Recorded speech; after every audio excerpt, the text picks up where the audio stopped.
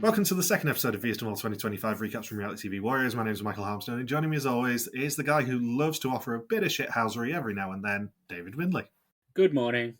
I knew that was coming as soon as I saw that. As soon as I saw you said that. It's the most you quote in the entire episode. Yeah. I couldn't resist. And, Logan's not here, but that's okay. I'm good at podcasts. Yeah, I mean, this is, I think, the first episode that the two of us have done just us two since the start of South Africa 2. Didn't we do the whole season on our own? Yeah, maybe actually. The only reason I know we definitely did the South Africa premiere on our own is because I actually spotted an error in the notes of last week's episode of stuff that I copy that had been there in every single pool description for 8 seasons, and nobody had spotted it. Oh, that's how much we pay attention to you. Yeah, I had to go back and edit every single premiere recap. Oh, wow. Which was really annoying. Yeah, I'm pretty sure it was just the two of us because we had Logan's stupid suspicions that season. Yeah, good point. I had forgotten about that. I think did he join us at any point that season or not? I genuinely can't remember. I don't remember if he did the reunion, but he definitely didn't do any of the normal episodes. Yeah, I've got a feeling he might have done one that season, but yeah, he was able otherwise. Yeah. Have you actually heard from Saunders this week? Genuinely? No. He has been completely incommunicado, and he did boast, oh yeah, I'm going to have really good Wi-Fi, but I'm not making time to do the podcast this week. And I genuinely haven't heard from him. I don't know if he's in Hong Kong or Macau at the moment. I don't know whether he actually did do the Macau tower jump like he was talking about maybe doing. Well, we haven't heard any news stories about somebody going splat, so that's a plus. Yeah, I genuinely have no idea where he is at the moment. And normally we would jokingly ask, oh, where in the world's Logan Saunders? But who the fuck knows at the moment, to be perfectly honest. MIA in China somewhere, which is, perfect Saunders. Yeah, he's probably had his kidneys harvested by this point, let's be honest. Yeah. On a more positive note, Fuzzy didn't get a bingo last week. Yay! We did worry that she might have started the season with a proper bingo, but no, she didn't. No, she didn't. And I had to go back and listen about 3 times because I thought we discussed that sort of thing. I wanted to make triple sure that it wasn't in the episode. Yeah, I do a pass every time I see the board, and I thought she had got the middle column, but yeah, maybe I removed the bit that would have got the middle column. Sorry, Fuzzy. Yeah, sucks to be you. And we were talking before the episode about maybe offering a PT Yankers gamble next week. Rebranded. Yeah. A Peter Yankers sample. Yep. In Sam's honour, it's a PT Yankers sample next week, potentially, for Fuzzy. Do we want to talk about traitors, or are we not giving her that square this week? Let's not give her that square this week. Okay. Because I haven't seen any of it anyway, so there's not really that much to talk about. Yeah, I mean, there has been a spat to do with the US version on Twitter in the past day or so as we're recording this, which is hilarious. Yeah. Especially for a publication that prides itself and has renamed its YouTube to We Know About Reality TV, I think is their subtitle now. Genuinely, I think that is now their subtitle. It really tickled me when I found it. Because they keep posting all the videos from it. Is it no KNOW or no NO? KNOW. Wow. They're insane. Yeah, they are actually trying to claim they know anything about certain reality TV shows like The Mole, for example. Yeah.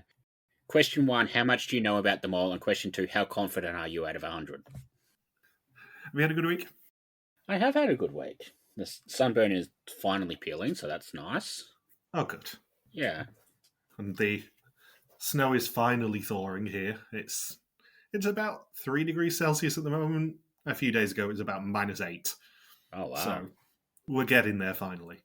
We've gone from 38 down to, I think it's 14 at the moment. Ah, that's quite pleasant. Yeah. I mean, as you saw when I sent you that picture earlier, I'm still wearing shorts even though it's January. And what that picture was, I'm not going to say because I'm stopping Fuzzy getting any bingo squares. Yeah.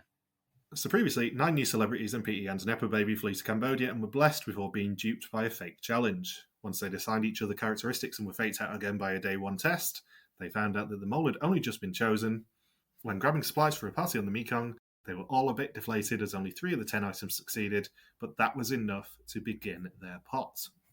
And we begin the episode with yet another briefing of the mole. I think it's the same briefing, Michael. Yeah, it's the second half of the briefing, but I did have a complaint or two from certain members of the Welsh community for making the mole's voice Welsh, and I said it was the most suspicious of all the accents. That makes sense. So Rick said, We will make sure you are prepared down to the last detail. That means we will also speak regularly. Okay, check. Maybe your most important assignment. Try not to stand out. Okay. Make sure your actions are inconspicuous, and if they are noticeable, that you have the right motive. I'm looking forward to it. The best part for everyone who's listening is I just had to hear Michael do that in a Welsh accent. yeah, you did. Boyo. Yeah. And as a result of the briefing of the mole, the episode title is The Right Motive. Mm. And it is day 3 in Phnom Penh, and they all cheers at breakfast to surviving episode 1 before being interrupted by a waitress giving them 3 phones with video of Rick explaining that they will be visiting 6 sites in the city in groups of 3, and again the instructions are on the back of tuk-tuks. At each location they must take a panoramic photo, acting out a word with their bodies in the photo, and each photo with the word can earn money up to €1,500 in total. There's also a €500 bonus to be earned by reaching Rick within 45 minutes and spelling out Phnom Penh with all 10 of them there. I did see someone comment that they had never worked out how to take a panoramic photo on their own phones. Like, admittedly, like, I've never done it, but I know how. Like, it's not that hard. No, like, I don't take panoramic photos very often. I think my favourite one probably is when I was at Masada.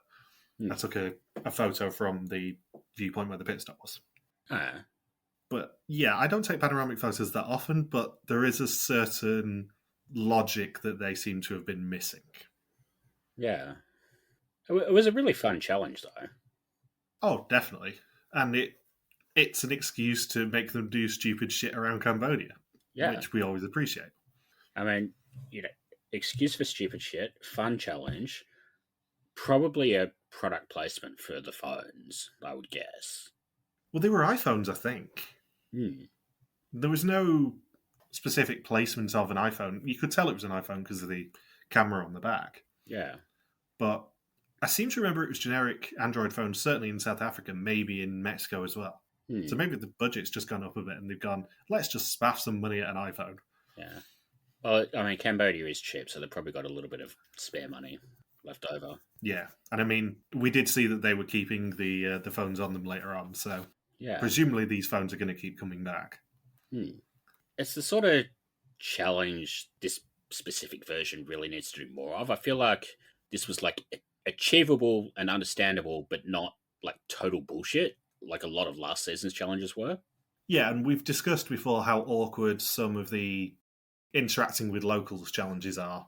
Yeah. I mean, I always think back to Diedrich in Oregon when I talk about these challenges going, why would I ever want to talk to locals? It's just awkward. This is not necessarily an interacting with locals challenge. It's a doing stuff and maybe getting in their way a bit challenge, but it's less awkward for everyone involved because they're not having to try and force other people to do things. Yeah. Everyone's in on the joke. Yeah. So Sam, Sophie and Rose form a group quickly, despite Micah's best efforts. Micah, Ray and Bridget are another, and then Nora, Teun and Stein form a group, and Gabrielle joins Sam, Sophie and Rose. I did like Micah trying to get in with Sam, and then, them basically being like, oh no, we've already agreed on it based on the time-honored strategy of we were already sitting next to each other, so fuck you. Yeah, and then Gabrielle just gets to join them anyway. Yeah. Like, he's left out. No one talks about him joining a group. He just kind of randomly joins their group. And it's like, maybe if you were going to be a 4 anyway, you could have let Micah do it, but it's funnier that you didn't. Yeah. It's, like, especially funny because Gabriel is pretty much invisible this entire episode, even though he's in, like, the control position in the next challenge. Yeah, and it's especially funny because it now means that we get a group of old people trying to work technology. The best. Also, out of interest, did you look at who the Netherlands suspects were last week? I did, but I don't remember off the top of my head. Because I noted them down right before the second episode aired, because I realised, again, that I hadn't actually noted it down. Yep. Roos was by far and away the most suspected last week. Huh. That's interesting. Yeah, it was Roos with 18%, Ray with 13%, Sophie with 11%, then Sam and Teun on 10%, Micah on 9%, Bridget, Nora, and Stein on 8%, and Gabrielle on 5%. That's odd, because, like, this week I can kind of get it, because Rose did a lot of suspicious shit this week. But last week, when you only had the one challenge, and pretty much her contribution was eating a spider really fast, I don't know that she did that much to sabotage, so I can't work out why they would have suspected her last week. Yeah, compared to this week, which is Rose on 24%, Yeah. and then Ray on 14%, Bridget 13%, Sam and Sophie 11%, Gabrielle, Micah, and Nora on 7%, and then Stein on 6%. That's a big old jump from Rose, even with Teun's 10% being reallocated. Yeah. So Gabrielle, Rose, Sam, and Sophie find their first card at Wat Panom, and they find that there are 3 potential words, each with a different value. The word down is worth €50, stupa is 100, and hill is 250. Micah, Bridget, and Ray arrive at the National Museum of Cambodia, and their 3 words are land, art, and welcome, and they only get the money if the others guess the word that they're spelling in the WhatsApp group.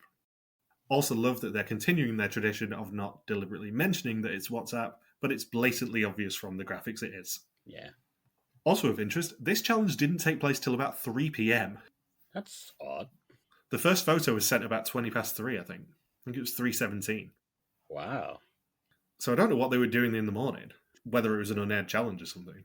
I don't know, because day 2 would have been the party. Yeah, day 2 was the party. This episode started with breakfast on day 3. Yeah. And then they didn't actually do anything that we saw until gone 3 p.m. Yeah. Maybe it was shifted a little bit because they were doing the night challenge, but I mean, the night challenge was 45 minutes after dark, which in May, June time was probably 9 p.m. It's still not that late. Yeah. The only thing I can think of is maybe they wanted to avoid crowds somewhere. Yeah, I don't know, but it seemed very odd to me, unless the phone times are wrong, obviously. Yeah. Yeah, 3:17, I think, was the first photo sending. Yeah, I mean, it does seem odd, but then you realise the last challenge in this episode doesn't start until 10:30 in the morning for, something that's they're supposedly, being held in the jail overnight for. Yeah, bullshit on that. We'll get to that. There's no way they stuck him in the vault for 12 hours or whatever. No. I mean, if for no other reason that they would have smashed open those crates by 6 a.m. Yeah, of course they would. They would have dropped him on the corner. Yeah. So Nora, Teun, and Stein decide to spell the word temple. Sam struggles to take the photo, but realises that the trick is him not moving, but rotating on the spot. 2 groups send their first photos, and both are guessed correctly for a total of €350. And then Nora says that Bridget's team are all old and might struggle with technology, and they finally send the word land, but it's illegible. God, that team were messy. Without revealing any suspects from you this week, how do you think the mole would have played this challenge? Considering the mole probably didn't get that much of a briefing on it, I think they probably, did the sort of things a normal person would think to do if they were the mole. Like, say yes to dumb ideas, try and get a hold of the camera and then just fuck up the photos, or, deliberately walk the wrong way in the photo or something like that. Like, really small, obvious things. I can't think of any, really, I guess, interesting sort of sabotages that would have come from this challenge. Yeah, certainly the impression we're getting is that the mole's tactic this episode was to hide in plain sight. Yeah. Because it's all about what the right motive is and making sure you've got an excuse if you do fuck up and all that sort of stuff. So I think it's interesting to look at who fucks up in this episode, but kind of gets it explained away in the edit. Yeah. Because I think that actually probably provides a little more clarity than we had last week. Because last week we were very much all at sea. I mean, I'll get to the suspicions at the end of the episode, but First Suspicions was quite disparate this season, shall we say. Not many people were that confident. Did we get all 10 this season? That is a very good question that I did actually forget to look at. Teun definitely had some because we were talking about that before the episode. Yeah. Ray was the only person who didn't. Oh. He got a couple of 2s, but he got no 1s. That's interesting because in a couple of the Discord discussions, people are saying Ray would be an interesting mole this year. Yeah, and he's second on the Dutch suspicions. Also of interest, the one person to pick Gabrielle as their number one suspect was Logan Saunders. Well, that was dumb. Yep, and not to spoil the first suspicions debrief too much, but the bottom two people are both in Logan's team. Stein is literally the only person holding Logan's team up at the moment.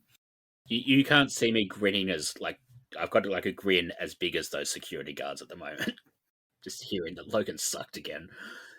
We love it when this happens, especially when he's not here to defend himself. Yeah. And sort of prevaricate in a Canadian accent. But yeah, Michelle took his title this season of having the first loss on her team for the first time since China.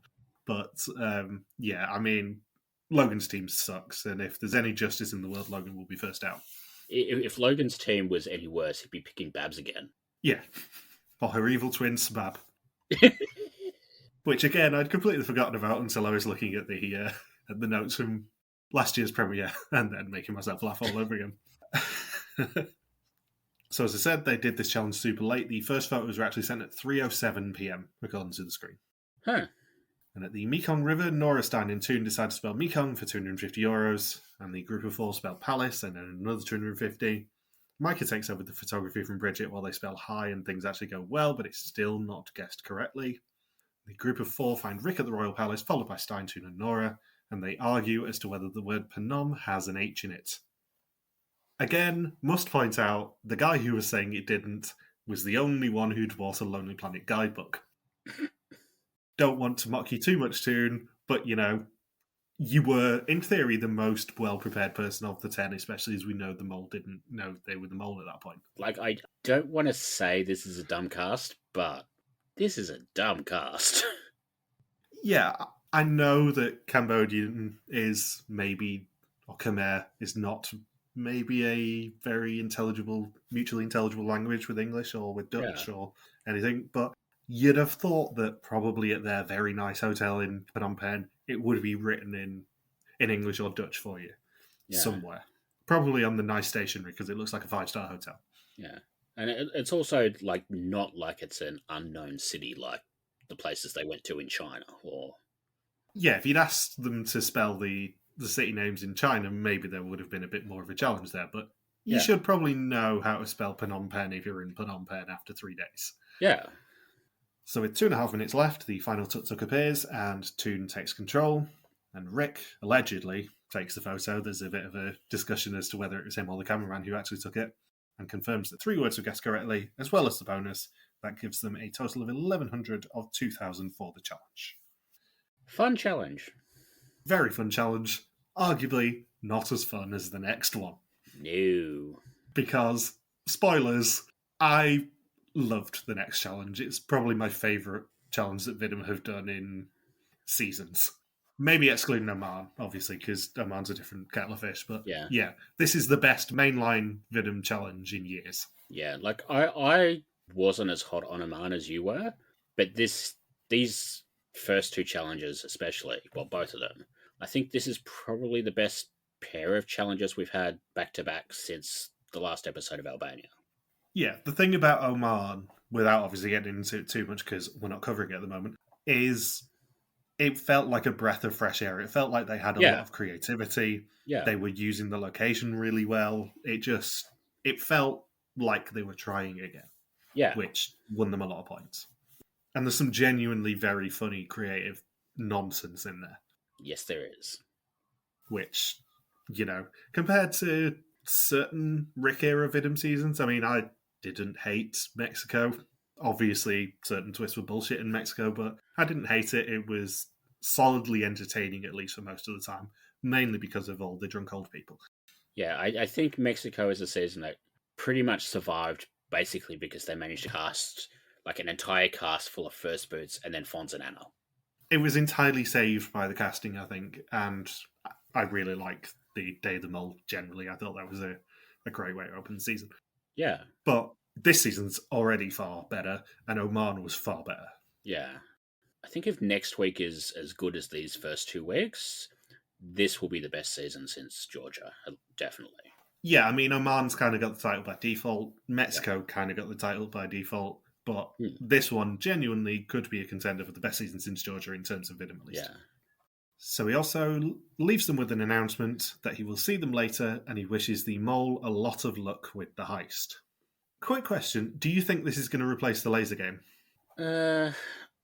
I don't think so. I think this was a very cool sort of one-off idea, but I don't know how repeatable it is. Yeah, because I don't know whether they can really get away with 2 late-night James Bond, Tom Cruise style missions. I think there's a non-zero chance that this does replace the laser game this season. Oh yeah, I thought you meant just in general. No, I meant this season.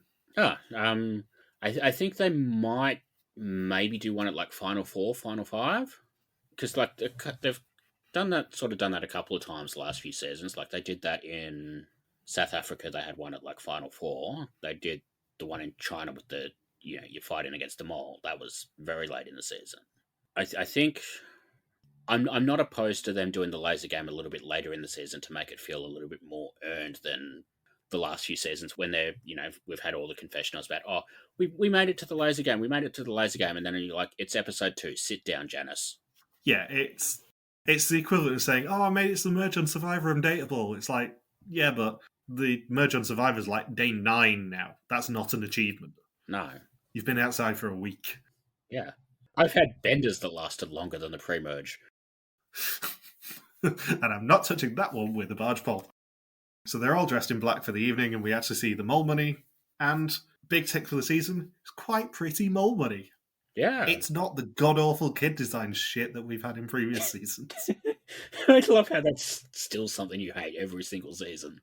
Yeah, I realise I sound like such a curmudgeon whenever I say those things, but there are ways to include the fans in the season, and getting kids to design the mole money should not be one of them. No. It's a souvenir for the season that they give away at the finale, and you should actually want it rather than being forced to take it. Yeah. This is genuinely actually quite aesthetically pleasing mole money. And arguably, Oman again was very aesthetically pleasing mole money. The new showrunner knows what he's doing. He's obviously been listening to our podcast. I'm going to say it now, maybe he's pandering to us a little bit. Yeah. So I just love the idea that they've given somebody the old mole money, and they're like, what do you do with it? And like, I stuck it on my fridge, and then this lady's kids are like, why haven't you got our portraits on there? You've stuck on this thing for some random kid and shaving it on. Yeah, that's the thing. They do have quizzes and stuff where they give away full sets of the mole money, and in fact I think they did for Mexico too, because I think Liam may have won some. But if it's nice mole money, then yeah, absolutely, they should be giving it away. If it's the horrible China Renaissance one, I can't remember which one was the worst one. I think it may have been Renaissance.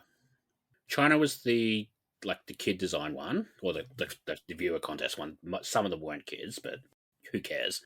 Renaissance was the old moles. Ah, yes, of course it was. Yeah, if you gave me a set of the China notes, I would have to think twice about taking them off your hands because they're disgusting and you wouldn't want to display them in your home. Yeah, I think I saw an image of all 10 of the notes they used that season. I think I liked maybe 2 of them. Yeah, there was one that was all of the locations that they'd been on a world map, and it was kind of black and green, and it looked really cool. Yeah. There was also the ones that were obviously really hand-drawn by 2-year-old children. Not so cool. And I do realise that this is a rant that I do every single season at this point, because they should never have done it.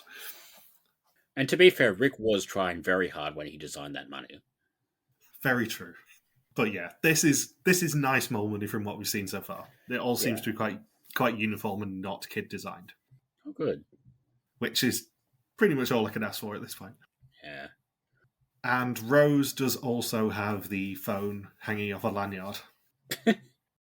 I did really, really like the atmosphere sort of set up for this challenge, where it's like they managed to make it look like a dystopian sci-fi film. Yeah, and also it's little things like having the rain come down when the buses or the truck's going, obviously, but then having Rick stand out in the rain and do his piece to camera from near the market and introduce it. As much as we obviously joke about Rick being very distant, he's not very distant in this season. No. He's already, in these 2 episodes, had a lot to do, and it's making him a better host. Yeah. He's not going to be Art, Petey, and level, No. but he's solidly better than he has been already. Probably because he's got better direction, obviously, but there's certain things that they're making Rick do already that are a lot better than in previous Rick era seasons. Yeah. I kind of feel like they haven't really known what to do with Rick the last few years because of, well, firstly, because they weren't sure how much he could handle, and secondly, because like they were trying to keep him a little bit distant during the COVID seasons. Yeah. I know I've said it before, but Rick is a lot better on the reunions than he is in the pre-recorded stuff. Yeah. And he's bringing a lot of the reunion energy and being a bit snarkier and being actually a lot more present in these episodes. Yeah. Good work, Rick. Yeah. We joke about Rick's abilities a lot on this podcast. I do like to point out when actually we like stuff that they're making Rick do. Yeah. We're not complete arseholes about these things. We're just sort of 70-80% arsehole. Yeah. We promised to make slightly fewer jokes about you fucking all the contestants. Oh, I didn't promise that. So they're on the way to the central market and must break in and steal things up to 3,000 euros of items for the pot. 8 candidates will steal 1 item each, and the other 2, Ray and Gabrielle, have the instructions. However, the people in the market must remain uncaught by the guards. To make things a little more complicated, some of the items have been infected by the mole, and they can only take items that don't have the mole's fingerprints on them, as the mole's fingerprints are worth minus money. They can only be seen in a black light, which is controlled by buttons hidden around the market. Now, if Logan was here, obviously I would make copious amounts of jokes about him needing a black light in his room and it just glowing entirely white, but I'm not going to do that because he's not here. That's all right. At least that's exactly the same reason Rick has the black light torch. That is very true. It was from his own collection. He would not want to see how many fingerprints are in Logan's room. No. So they can only enter in groups of at most 3, and it is Sophie, Teun, and Bridget who are first to enter. And they've got 45 minutes total to get in, get out, and have no survivors, to quote Ray. There is one sort of very, like, sneakily, very, very funny line in the start of this challenge where, like, Nora gives us a confessional basically saying, Ray's got 100 years of experience doing this. Yeah, as much as I think that Nora probably isn't very long for this game, she's giving very good, bitchy confessionals about everyone. Mainly about how old people are.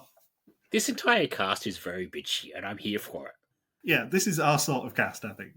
Yeah. But Nora especially just seems to have her own little brand of being a confessional and bitching about all of the old people in this cast. Yeah. Because she was also the one who said that the old people couldn't work their phones. Yeah. Like, somehow one of the least bitchy people in this cast is the lady who hosted The Weakest Link. Yeah. And, like, as much as Sam has big golden retriever energy, he's willing to stand up for himself, shall we say. Certainly in the third challenge. Yeah. They also have no idea how many guards there are or what they look like, so Teun is nervous. And obviously, Ray implements full etherdiscipline, according to Sophie. Gabrielle has a map and, more importantly, a live feed of what's happening, so he is the only person who probably saw the mole at work in this challenge. He doesn't get, like, all of the cameras, though. I think that, like, they made a point at one point of him saying he didn't know that, I think it was Sam who got captured, but, like, he wasn't on the camera when it happened. So I think that's why they had a real tough time trying to work out whether Sam had been captured, what happened, any of that sort of stuff. I think it is fairly likely the mole did do some sort of live sabotage in this challenge. Yeah. Whether that is maybe adding an extra fingerprint or something. That would be an interesting sabotage. That would be what I would do, I think, is the mole would have known, presumably, which of the items are actually worth money. I think if the mole was left unattended at a stall where they were waiting for a black light to come on and not on the cameras, and they knew that, I think there is a pretty big chance that maybe the mole added a thumbprint. Yeah. Because that's what I'd make them do if I were the production team. Did anyone touch the items and then not get back to the van with it? I can't remember. Because I'm pretty sure they all got, like, all the people who got captured, either got captured near the buttons, like Sam. Roos was definitely at a stall. Yeah, like Rose was at the store, but she hadn't touched the items, I don't think. That we saw. Yeah. Yeah, I wouldn't be surprised. This is the sort of sabotage that I think they would put in a montage at the end, is the mole finding a way to put a fingerprint on. Or it'll be something like all of the fingerprinted items were actually touched by the mole, so it's their real fingerprint, or it'll be something like that. Yeah, like I was just sort of thinking, well, if you've doing that, you've probably already got your paint on your, like the blacklight paint or whatever, on your fingerprint when you go in. Yeah. But then, if you're handling the item, you end up with more than just the one fingerprint on it. Yeah, good point. So unless they were very, very careful about that, which I don't think any of this cast would have been, to be honest. I think there'll be some sort of sneaky sabotage like that in this challenge. Yeah, like this feels like a good mole sabotage challenge. Yeah, especially with the limited camera angles and everyone being forced to spread out over the market. Like, the mole is going to have done something to properly be able to sabotage. This is the first challenge this season where the mole really can do a lot of damage. Yeah, like whether it was, the thumbprint or the mole deliberately going off camera and just sort of, making hand signals or something to attract the hunter. Yeah, because the other element of this is, because it was quite hard for us to follow what items were and weren't sabotaged by the mole, we don't know actually what the plausible maximum was. We know it was 3,000 euros of items, but we don't know whether it was actually possible for them to get all 3,000 euros here, because that would then obviously lead to the mole touching items and all that sort of stuff. Yeah. Or it could have even been the mole swapped something out, made it harder. Yeah. I don't know. I look forward to finding out, though.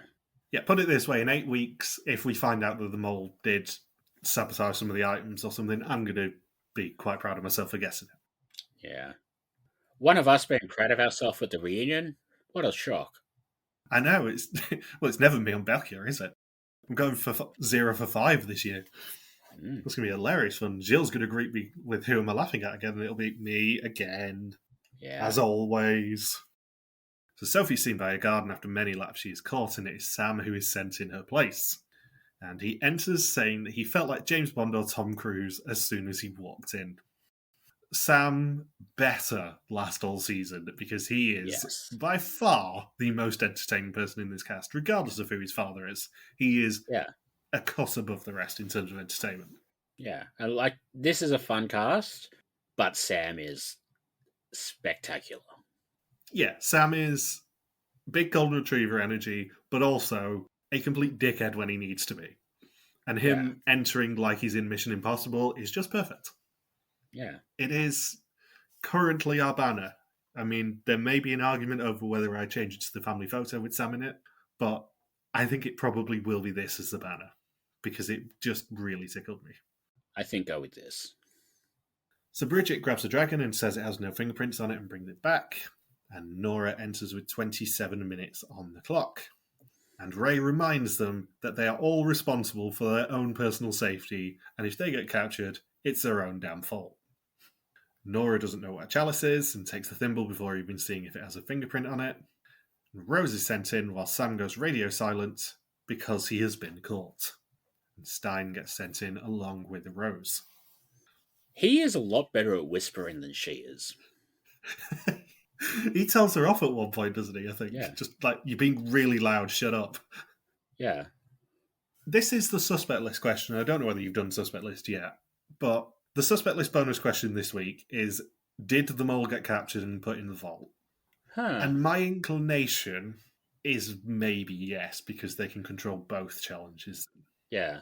Like, the people who don't get captured are basically punished by having to sit out of the next challenge, so I'm assuming the mole got captured somewhere or another, because then not only do you lose money in this challenge, not gain money, you don't really lose money the way Bridget did, but then you get the next challenge where you get to F up and stop more money getting in, and possibly stop the jokers getting in play as well. I think the conventional wisdom would be yes. Yeah. But I don't think it's as clear-cut with this cast as you'd maybe want it to be. Yeah. So Teun takes the opportunity to look for yokers or exemptions, but instead finds cat poop, garbage bags, and old slippers. And her black light turns on, and she spots that the chalice has fingerprints on it, so she can't take it. She gets caught and is swapped out for Micah. The light turns on again, and she runs around so she can't be duped and caught. And she takes the diamond relief and runs back just as Stein does get caught. And Teun runs back with a minute to spare, but no item. Teun is like really sort of. He's really good with the one-liners as well. Like when he was basically standing there being like, "Oh yeah, I could have read an entire book the whole time I've been waiting here." I'm really going to miss him this now that he's gone. Yeah, I think Briggs a bit disappointed that he went first.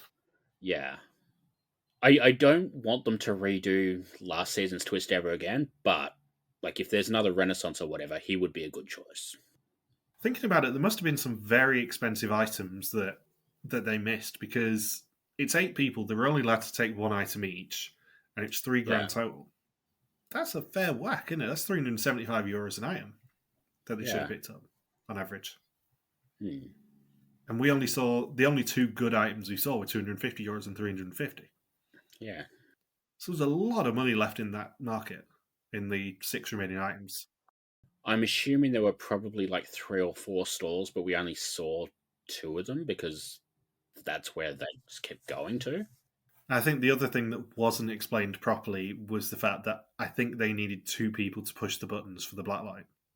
Yeah, my understanding was like you had to push both buttons simultaneously for the light to turn on. Yeah, but I don't think that was ever explained, because that explains why they had to have 3 people in there.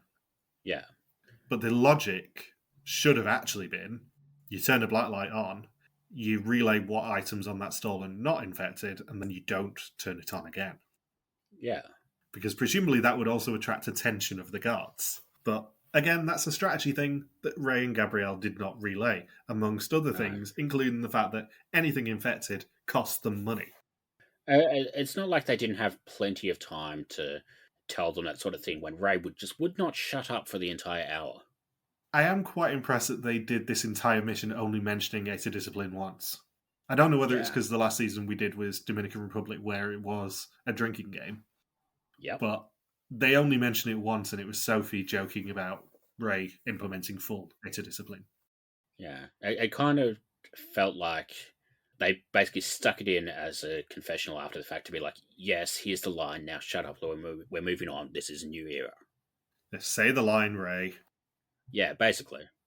So Rick meets them and shines his personal black light at them. Nora's cup earns €250, Micah's plate earns $350, and Bridget's blind guess of the dragon has a mole print on the bottom, meaning minus €750, for a total of minus $150 of $3,000 for the challenge. And Micah does say that Ray did not communicate that a wrong item cost them money. He also says that he will release those who were caught from a vault at 11 a.m, and they may be able to smuggle money or other things out if they are lucky. Rick was really bitchy, being like, because Ray's such an expert, you ended up losing €150. Yeah, this is what I mean. Like, you give Rick stuff to do, he gets a bit more ingratiated with the group, he's more comfortable with them, he's a lot more playful with them. It's not at the level of a Petey and Dick moment, but he's certainly a lot bitchier than he has been. Yeah. It was kind of like a little bit like this last year, but he didn't really get to interact with them as much last year, I would say. Yeah, I mean, with last year, there was stuff like him hiding in the Day of the Mole as well. Yeah. Like, that never really got that publicly talked about, was the fact that Rick actually was in the crowd of Day of the Mole and all that sort of stuff. But he ingratiates himself into this sort of stuff, but he does seem to be a lot more in the show this season already, which is nice. And maybe it's a side effect of Healy doing a lot of that stuff in Oman. Yeah. Because Healy was very present for a lot of the Oman challenges. Oh, Healy was great. I'm not sure we're going to see him driving a getaway car, but no, he's getting up there. Yeah, like I feel like the first season with Rick, he was sort of settling in, and then you ended up in China where he couldn't really do anything because China. And then we had, like a whole bunch of like 3 or 4 COVID seasons in a row, and then last year where kind of could do stuff, but not really. So I think this is the first season where he's really had a chance to be a good host, and it's working. Yeah, no complaints so far for Rick's part of this season, which is not something we have been able to say the past few years. No. So the other 4 are taken to a vault at the Palais de la Poste with 5 chests. They have valuable contents, and if they escape the vault before 11 a.m, they can take the contents of the vault with them. And they've got 30 minutes until that. This is essentially just mini games and trying to mess with each other. Yeah. We got a tip off of the cocktail game, at least in the B-roll. Yeah. I kind of feel like these challenges were not hard. No, oh god, no, they were really easy. I mean, one of them was open the gramophone. Yeah. You know that random gramophone that we put in the vault? Yeah, maybe it's got something in it. Like, these were Crystal Maze level hard challenges. They did not need half an hour for this. No, they were a 2-minute mental game. Yeah. And the hardest one was probably the cocktails, where, like, you kind of, if you didn't know this, like, the specific drinks referenced in those films or whatever, then it would be hard, but otherwise, everything here was a complete doddle. Yeah, I mean, James Bond you should know, especially when Sam makes a reference to it earlier in the episode. I didn't know the Big Lebowski off the top of my head. I vaguely knew the Sex and the City one was Cosmo, but I wasn't 100% on it.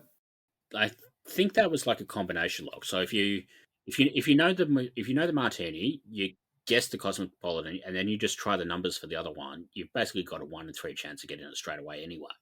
Yeah, this is the thing. When you work out that it's to do with cocktails, and I mean, what else is James Bond really that associated with that they're going to be able to sneak into a former French palace? Yeah, well, heist in a Cambodian market, apparently. Well, yeah. But once you work out that it's the cocktails, you've got 5 numbers to work off, and it's going to be 3 of them. Yeah.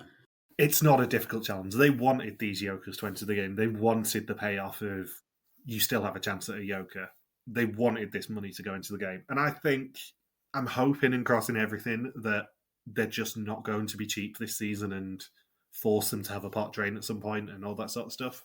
Because they're doing reasonably well monetarily. Yeah, and I think it's interesting that we've had 2 €3,000 challenges so far, when I don't think we've had any the last couple of seasons. No, I think we commented on this. I can't remember whether it was Mexico or Dominican Republic. I mean, Dominican Republic was a very cheap season. Yeah. But they don't do many challenges that are more than $2,500 now. I think it might have been the big money loss game in Mexico, actually, we commented on this on. Yeah. Having a maximum that is above like $2,000 or $2,500 is very rare in Vitamin. We've had 2 where there's 3. Yeah. It's been kind of refreshing to have it set up so it sounds like they can win like a decent amount of money, but the challenges are just hard enough that it's not likely compared to, a challenge is 1,000, 1,500 euros most of the time. And then, it's pretty, like, the difficulty is basically set up so it's pretty much predetermined which challenges you're going to win and which challenges you're not. Yeah, and even when they're not winning the full amount, they're winning a decent enough amount that it doesn't feel like all of the American complaints about traitors being too cheap is justified. Yeah.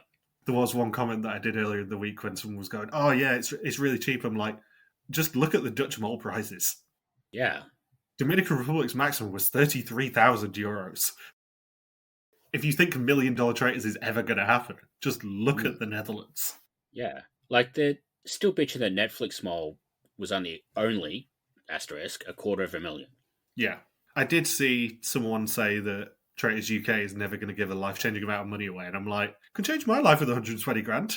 I'd be perfectly happy with that.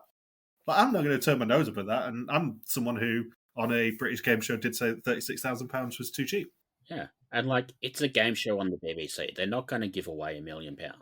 No, they're not going to give away 120 either. Yeah. So Rose immediately finds the key to get out of the vault in the gramophone. They find the cocktails and the pictures of them with years underneath. Rose finds a key with a beeper, and Sophie presses it after Rose puts it in her pocket. It opens a box, and she finds a Yoker with her name on it and €250. Another box is the year with Teun and Rose added together, and in probably my favourite moment of this challenge, Sam wrestles the year box away and basically does what I did when I did Crystal Maze and tells everyone to shut the fuck up and let me count. Because it's fun that you mention Crystal Maze, because I have done both Manchester and London. I did London with Michelle right before COVID in 2020. Please tell me she got locked in. She didn't, despite my best efforts, because I was team captain. That's a shame. I did want to try and make her do Alerte Rouge from Fort AI, because that's one of the games in both of them. Yeah, the first time that I did it with a group of strangers. They were all on the work team bonding thing, and I was just a tag along. And I did 3 mental games. I lost the first 2 of them, and the third one, it was in Aztec, which is my favourite zone anyway, so I really wanted to win the crystal. It was a maths one, and I just turned around to them. They were cheering me on and whatever and trying to help, and I just turned around and went, "Can you just shut the fuck up while I count, please?" And surprisingly, I won that one. Oh. Because I didn't have people chunnering in my ears going, "Come on, you can work it out," and just trying to give me advice. It's like, no, shut up. Just let me think. Did Michelle at least get to do like a medieval challenge inside an oubliette? Wasn't inside an oubliette, but she did do one in medieval, yes. The fun thing is, I won all 3 of my crystals when I did London, and 2 of them, I somehow managed to pick like the worst possible skills required for me. One of them was music, and I can't read music, and one of them required me to not be as colourblind as I am. Huh. So that was a puzzle where I did need my team's help because I couldn't see the red lines on it. Colourblindness is fun, kids. Yeah. This like I know we've just said the market challenge was probably like it's probably got like a really good mole sabotage in there. This challenge feels like it's got a really good mole clue in there, and there's maybe like 2 or 3 different options. Yeah, because there's competing theories as to which member of my team is going to be the mole, which is, I mean, delightful for me. We will get into my gloating on the pool already. Yeah. But it's delightful for me that I have Micah, Rose, and Sophie, probably the 3 most suspicious people in the first 2 episodes. Yeah. Because you said there was a potential clue with the paintings for Micah. So my feeling is the years are going to be important. Like, Yeah. I think it's just like a completely random thing otherwise. And my feeling is, I think one of them was like 1987, which if you add those digits up, you get 25, which feels like the sort of thing that this show would do, especially because like you don't know like ahead of time who the mole is going to be, so you can't really do like personal clues. So you got to do things like we're looking at like season 25, those sort of not directly pointing at the person sort of clues. And I think this one where you can basically shuffle the portraits around to match the photos is probably a good place for a clue. And the one for 1987, which adds up to 25, was Teun and Micah. And well, we know now that it's not Teun. I think Sam's was 1991 from memory. Yeah, so that would have been 20. Yeah, because he said he was born a couple of years before that. Yeah. It feels like there's going to be something with those portraits, especially as they were flashed at the start. When we had the B-roll for this challenge, the 2 things that were pointed out were the cocktails and the portraits, with some of the years visible. Yeah. So there's something in this challenge. And I realise that I'm already sounding very Belkia Michael, and it's still probably about 9 or 10 weeks away. Yeah. There is something in that challenge, and there is something in that market, sabotage-wise. I'm sure of it. I wonder if the gramophone would have played Lose Yourself, and that would have been a clue to MM Micah Mole. I maintain that was still a very good clue that they should have used if it was Mikhail. Yeah. I know Gilles said, no, we would never do something that stupid, but I maintain that is exactly the sort of stupid that they would do. Oh, yeah.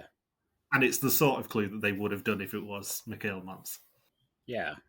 And the clue for Rose potentially in this challenge is she does a Netflix mole and holds up her yoker to the camera and says, "Oh, it's a yoker. It's literally got my name on it." Yeah. Which I'm hoping isn't a clue, even though she is in my team, because if it is, it's a super dumb clue and it spoils who the mole is in episode 2. I would be disappointed if it's Rose as the mole. I wouldn't, because I win again, but... Yeah, well, I mean, aside from that, like, I think she would be a good mole, but I feel like, especially this challenge, she was sort of almost, like, too good at the game. Like, it sort of felt like the sort of thing where if she's the mole, it's like, oh, the mole knew all the answers, and then she's trying to basically force them into getting the money for something. Like, maybe there's a plot drain later. Because she, basically went straight for the gramophone. She went straight for her key. Even though she tried, slowing them down with the, like, not realizing the beeper. She went straight for the key. She managed to get the key that unlocked her chest. And then she basically did nothing the rest of the challenge. It was all a bit too obvious from Rose. Yeah.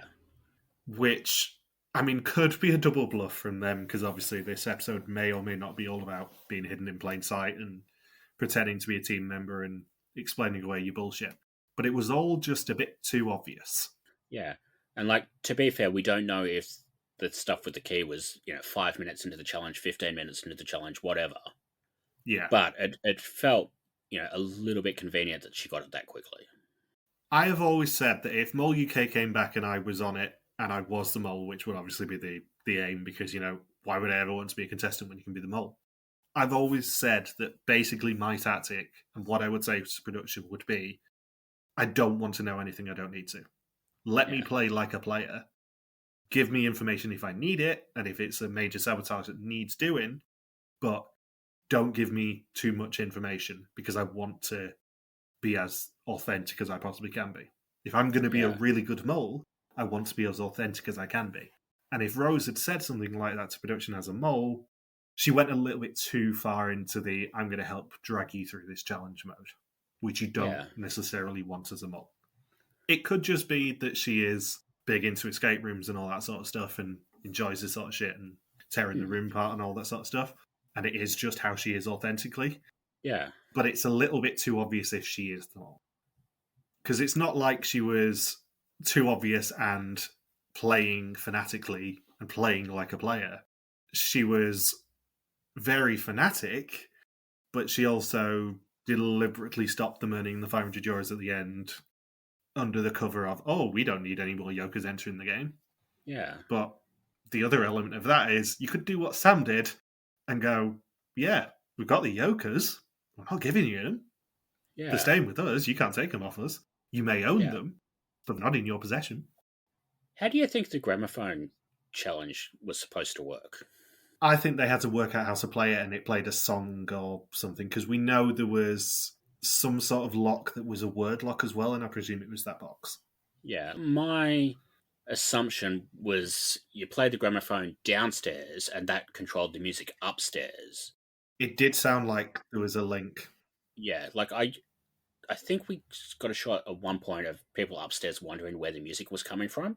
It was Stein and Rose when they were fucking around with the napkins, I think. Yeah, like I'm assuming that was from the gramophone. So my theory is you get it to play downstairs, it actually, like you hear it upstairs, and then somebody upstairs has to either work out the song or work out the artist or whatever, and then use that as the word for the lock. Yeah. It could have been like the Belkia Fat versus Fit challenge, where one of the Fit challenges is they had to work out what the missing word was from Billie Eilish's Bad Guy, which was guy. Yeah. So it could be something like that. But yeah, it definitely sounded like they were playing the gramophone downstairs and it was actually playing upstairs. At least they didn't have to spell Panam on the lock. Our Teun would have been absolutely buggered then. Unless the gramophone was playing Padam Padam, and then somebody just be like... Panam. This is so much more fun without Logan. And less random Canadian interruptions. Yeah. We talk about Colin Logan, and Logan's just like, the lady from Biodome?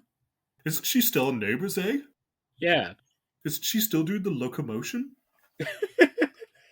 Locomotion hasn't reached Vernon yet. I can confirm that trains have not reached the Okanagan yet. They're too dangerous. The locals tried to set fire to them. So Sam, as I said, calculates the yearbox and gives Micah a yoker and another 250 euros. And him and Sophie wrestle for the yoker because that is always good optics on television. Yep. And then upstairs, as we said, Rose proposes to Stein that they stop opening boxes so no one else gets yokers. And she hides a red napkin and then tries her level best to stop anyone else finding it in the curtain. It's all too obvious. Yeah, when she proposed, like, firstly, the curtain wouldn't be the first thing I would think of as a suspicious place. So I'm assuming maybe, like, she had time to think of that.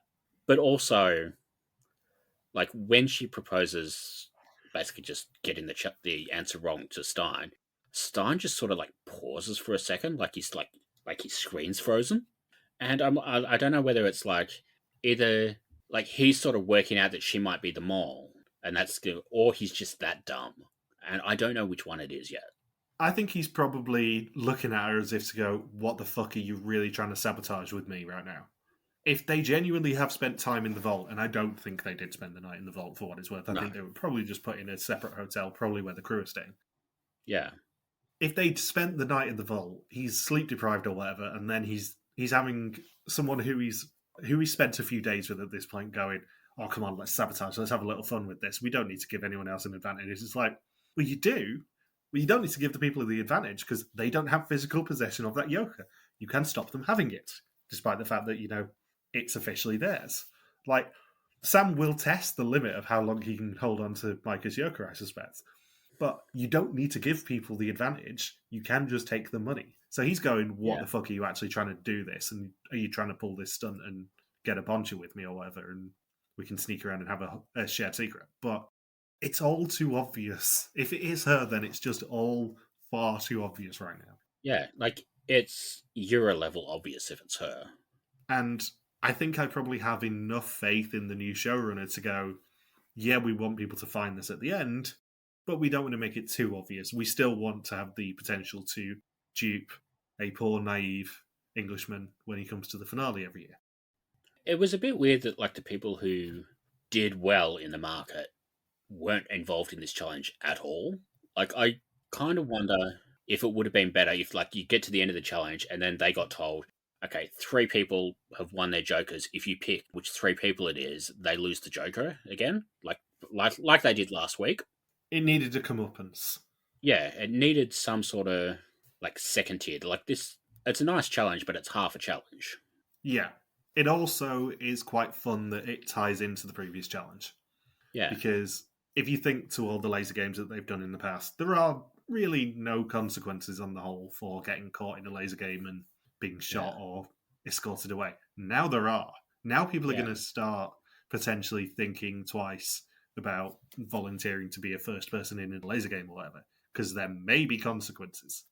The other thing I will say is if there was a clue in that challenge, it's a little bit unfair to the people who did well in the market, because they will never see it. That's the only thing that I have in the back of my mind about maybe they didn't put a clue in that challenge, because it just feels a little bit mean if they did and no one else gets to see it. Yeah. They don't tend to hide clues in places that not everyone can see it, because it's inherently unfair. Unless it's a monastery. Yeah, but everyone had the opportunity to go in the monastery. It's just maybe not everyone explored in the correct way, shall we say, Ellie Loost. So the time runs out with 3 of the boxes open and the group reunited, earning them €750 of 1,250 for the challenge, 2,300 of 6,250 for the episode, and 2,600 of 9,250 euros for the season so far. He also warns them to prepare for test and execution, and they decide to withhold Micah's yoker, but give her the slip out of the box anyway, just to, brag a little bit. So it's now time for the test. 20 questions about the identity and actions of the mole, who have no sleeves goes home except for the mole who can never go home. Roos and Stein have a yoker each, and Sam has Micah's yoker, which she's not allowed to have. And the test takes place back at Wat Penot, which Teun could not spell. Yeah. Teun panics a little because his suspicion has changed. He says Ray was the only one who knew with Gabriel that the cursed item would take money, and neither of them said anything. Bridget gets down to business. She's excited, but mainly to sort the wheat from the chaff, and she is spreading on 6 or 7 people. What the fuck? We both had the same reaction when that happened. I usually rattle through these suspicions in the test segment, but Yeah. for the love of God, Bridget, what the fuck are you playing at? Yeah. The only way she survived this is because there's so many people that she was basically guaranteed to get a couple of correct answers. The only way she must have survived it is if her 6 or 7 people that she was spreading on were not Ray and Gabriel. Yeah. And therefore, Teun was more wrong than she was. Like, I know we have these hard and fast rules about how many people you should be suspecting at each point of the season, but we're still only on 3 when there are 10 people. Yeah. Like, get your shit together. Mm. Anyway, Ray says that Bridget lost them the most money, the dragon wasn't examined properly, she didn't check it at all, and that makes her suspicious. I will say on that point, assuming Bridget's not the mole, that fingerprint was hidden pretty well. It was on the bottom. Yeah. It was underneath the dragon when she picked it up, so it wasn't actually facing the black light like the rest of them were. So it's... No. I can kind of understand why she missed it, even if she was very impulsive picking the dragon up. Yeah. Gabrielle suspects Teun. He was placed in the back streets in the market and outside of the camera range. He has told himself to spread, though, because he wouldn't be the first person to not spread and be sent home first. Sam says he's confident because he's seen suspicious things and kept being in the right place this episode.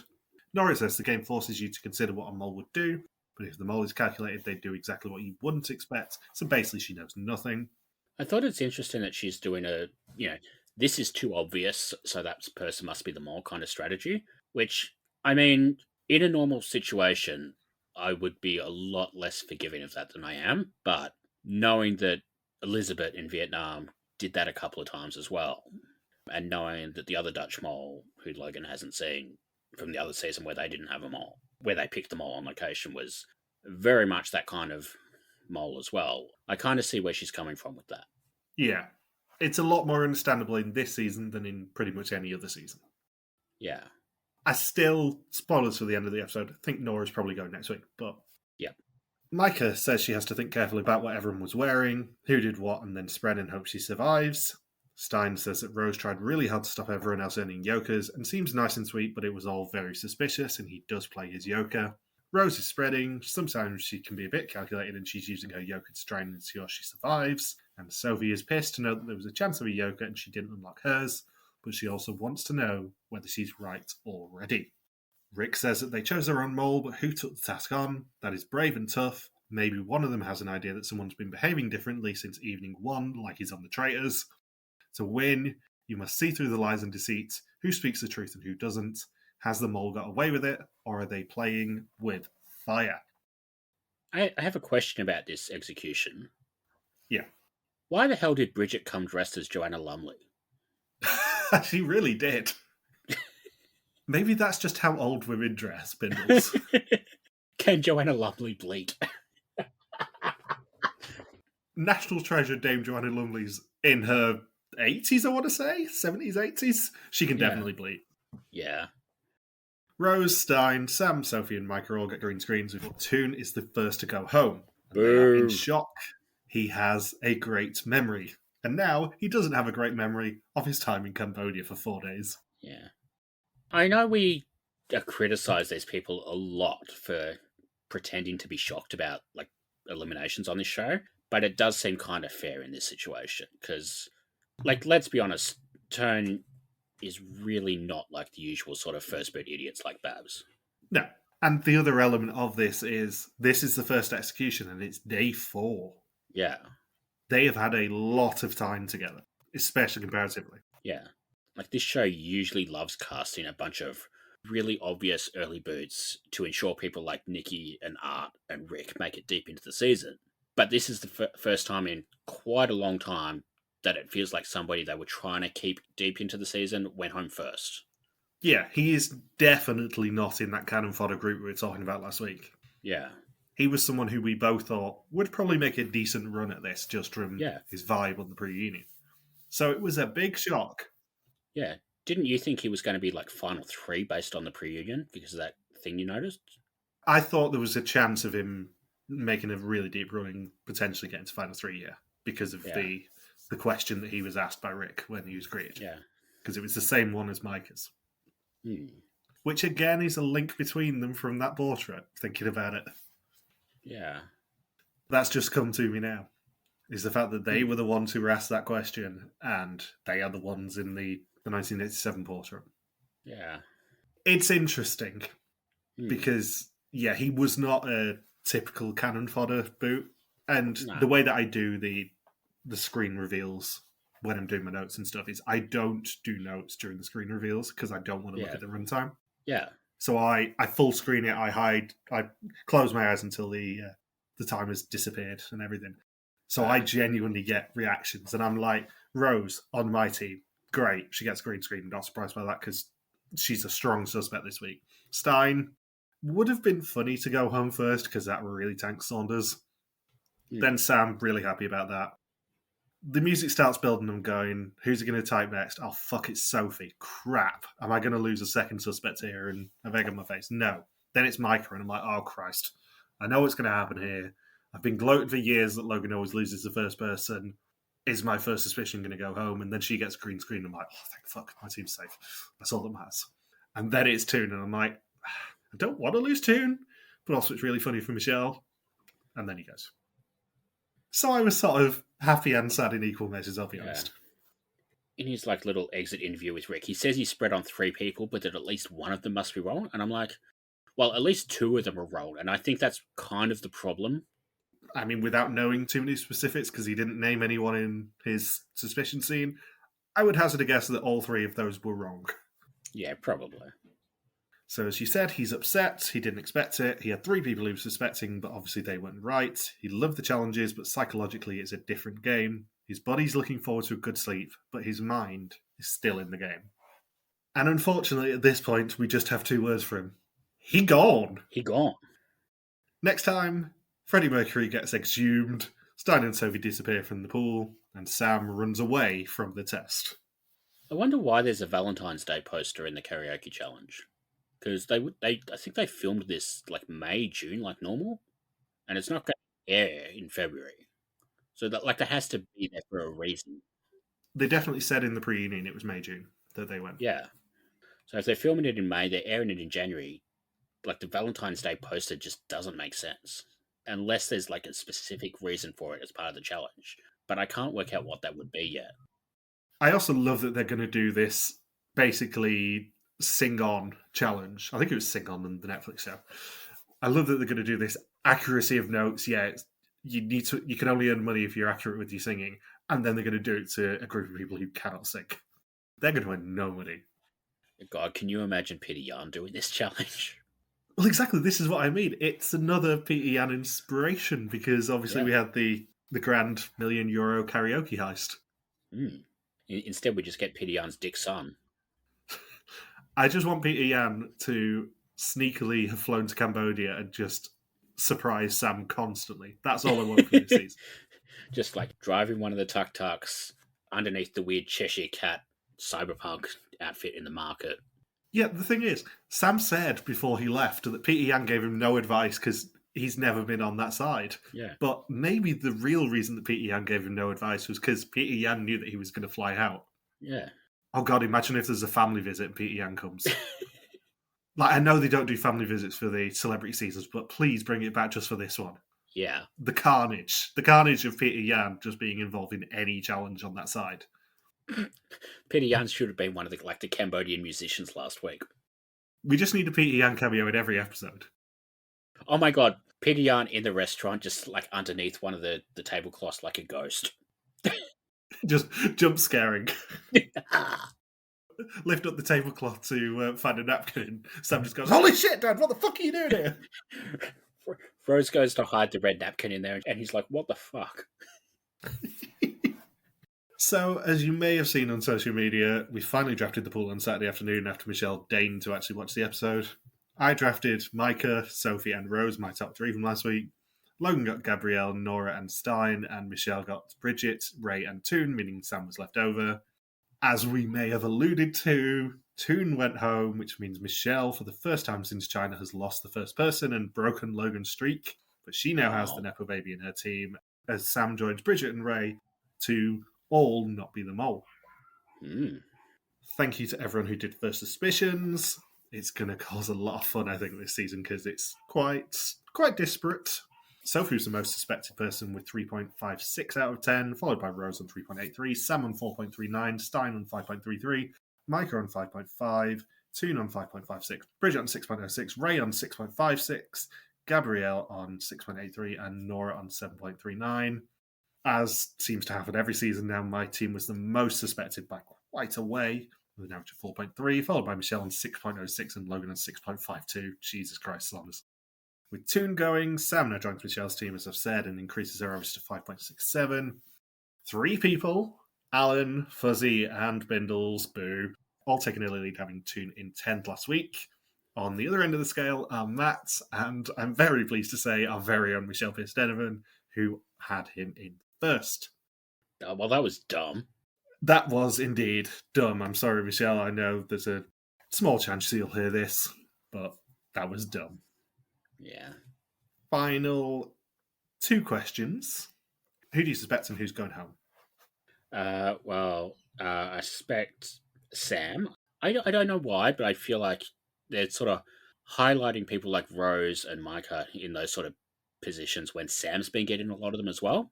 So Sam first, Micah and Rose after that, Ray, Bridget, Sophie, Gabriel, Nora, and Stein. Because I can't see Stein pulling it off. Like I can't see Stein being any good at the mole at this point. And I think Nora's going home next week, so I can't really. I don't feel like it's either of them. Yeah, I will say this now. Obviously, I'm ludicrously competitive. I hate losing the pool, especially to Michelle, because she's just as competitive as I am. If Sam is the mole, I am going to be ecstatic. Yeah. I would love nothing more than losing to Michelle if it means that Sam is the mole. And I come second, obviously, because Saunders should hopefully go out very, very quickly. Well, you can always steal him at Final Five. I can, but it's a bit mean because I've done that a couple of times and won because of it. And I think Michelle would be having strong words and threatening me with the oubliette by that point. Again. Yeah. My suspects, I mean, it's kind of by default. I have my top three as my team at this point, I think. Micah, Rose, and Sophie in that order. And then Sam, Bridget, Stein, Gabrielle, Nora, and Ray. And yeah, I agree, Nora is probably going next week. We seem to be getting a lot of the fun, snarky confessionals from her while she's still actually in the game. Yeah. Like, I like Nora, but I think Nora and Ray, for whatever reason, they just sort of don't gel with this group as much as the other people do. And I think usually if you don't fit in with the group, you don't tend to do very well because you're not getting like the hints and everything from everybody else. Yeah, as brutal as it is, I think if we lost Nora or Ray next week, nothing of value would really be lost. Yeah. Obviously, I think I would prefer Ray to go over Nora. Yep. But also that's a bit mean to Michelle because, you know, she loses 2 people in 2 weeks. But... well, too bad. Yeah, I'm leaning towards it being Nora who goes rather than Ray. Yeah. I'm kind of fascinated to see what they do with Gabriel because, like, he hasn't really had a lot to do the last 2 weeks. And this week they seem to be actively trying to hide him. Yeah, he is very much the typical young person they cast who they give absolutely nothing. He's just happy to be there, I think. Yeah. And, like, I know they kind of did the same thing last year with Rosario, but even Rosario had things to do last year. Like, Gabriel was in a power position in the market challenge, and we still didn't get much of anything from him. Yeah, the fact of the matter is that Rosario's best moment last season was not something that he did. It was something that Jeroen did. Yeah. And that also actually answers the question I had in my head a few hours ago of who the hell actually was the runner-up last season, because I genuinely couldn't remember. So congratulations, Rosario. Anything else you want to say? While we're talking about last season, I was looking up during the week to see, like, because we mentioned Masked Singer, and I, going through and counting up how many people had done Masked Singer and Expedition Robinson and the Traders. And I was going through, like, Expedition Robinson, and I was shocked to see Case was on that one of the seasons of that. I was not shocked to realise he was the first boot. Yeah, doesn't surprise me at all. Yeah, I went through the Masked Singer after we were talking about it last week, and I counted 19. You said it was 22, didn't you? Yeah, I counted, I think, 22 on the Masked Singer, I think 16 on Expedition Robinson, plus the host of the first junior season, and I think like 12 on the Traders. Jesus. And, like, admittedly, like, some people have done, 3 or 4 of them. Well, only one person's done all 4, but, like, a lot of people have done 2 or 3. But even so, that is a lot of overlap. Yeah, that is a very shallow pool that they're casting from. Right. Thank you for listening to our VS Mall 2025 recap. We'll be back next week to continue the hunt for the new small in Cambodia. Don't forget you can contact us on pretty much every social media platform that is in TikTok, where we're RTV Warriors, or you can email us and contact at rtvwarriors.com. You can also support us on Patreon at patreon.com/rtvwarriors. Thank you as always to Marika for the subtitles, and we'll see you next week. Oh, fuck, I was supposed to come up with something stupid. Yeah, you really were. You have one job. Thank you, Michael. You are welcome for one. It's nice you actually thank me for once. You're so fucking ungrateful. Yeah.